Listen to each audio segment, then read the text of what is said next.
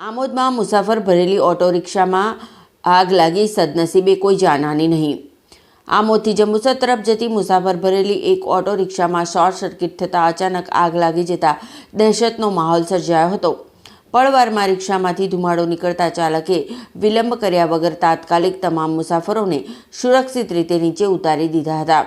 થોડી ક્ષણોમાં રિક્ષાના એન્જિનના ભાગે આગ ભભૂકી ઉઠી હતી, પરંતુ ચાલકની સમજદારી અને તાત્કાલિક કાર્યવાહીથી મોટો અનિષ્ટ ટળી ગયો હતો।